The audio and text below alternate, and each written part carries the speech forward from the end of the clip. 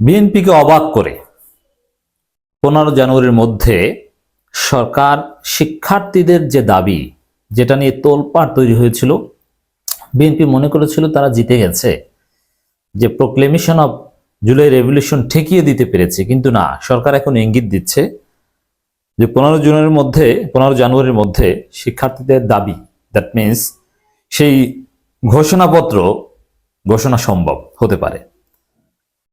এতে নিঃসন্দেহে অবাক হয়। বিএনপি ভেবেছিল যে চুপ্পুকে যেরকম তারা রেখে দিয়েছিল, যে চুপ্পুকে নিয়ে এখন আর কথাবার্তা নেই, জিতে গেছে, এই ঘোষণাপত্র মনে হয় তারা ঠেকিয়ে দিয়েছে, এটা আর হবে না।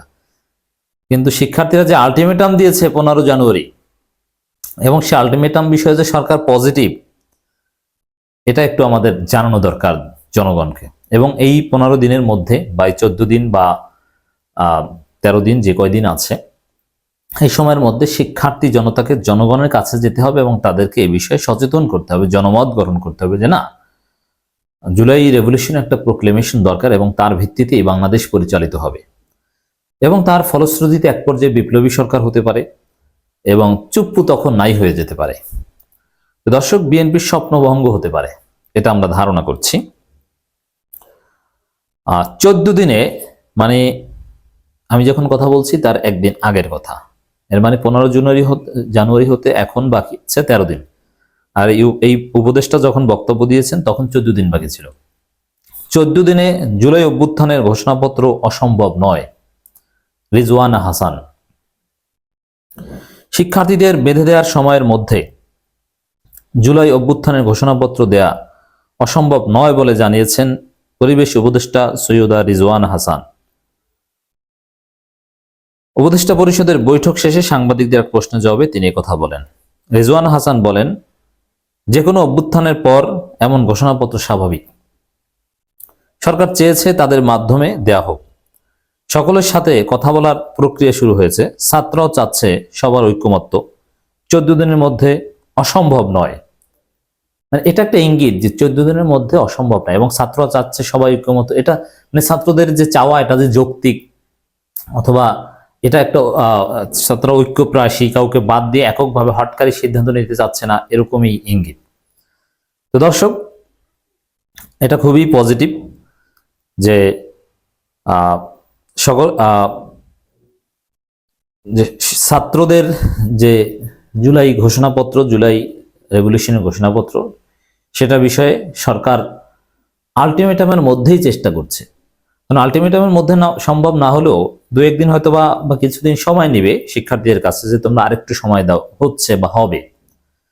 কিন্তু সরকার এই কথাটা আমি অত্যন্ত তাৎপর্যপূর্ণ মনে করছি যে 15 দিনের মধ্যেই সম্ভব, মানে 15 জানুয়ারির মধ্যে, এটা সরকার স্বীকার হচ্ছে। সরকার এটা আগেই আপনাদেরকে জানিয়ে রাখি দর্শক, যে সরকার এবং ছাত্ররা কেউ বোকা বা দান্দাবাজ নয়।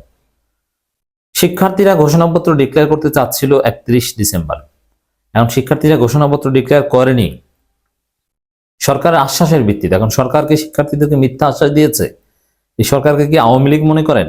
না, সরকারের যৌক্তিক আশ্বাসের ভিত্তিতেই শিক্ষার্থীরা ঘোষণা করেনি, এবং সরকার এটা সিরিয়াসলি নিতে বাধ্য হবে।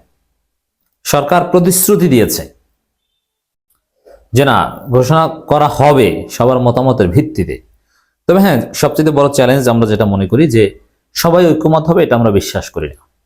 কিন্তু ঘোষণা সরকার করবে, এটা আপনারা নিশ্চিত থাকেন। আর বিএনপি তখন সরকারের বিরুদ্ধে রাজপথেও নামতে পারে, কারণ 72 সংবিধান বাতিল হওয়ার সমূহ সম্ভাবনা রয়েছে। সংস্কার নিয়ে আলোচনা চলছে জানিয়ে তিনি বলেন, বিএনপি বলছে সংস্কার প্রয়োজন আছে, তারাও লিখিত মত দিচ্ছেন, তবে সংস্কার কতটা ব্যাপক হবে তা নিয়ে আলোচনা চলছে।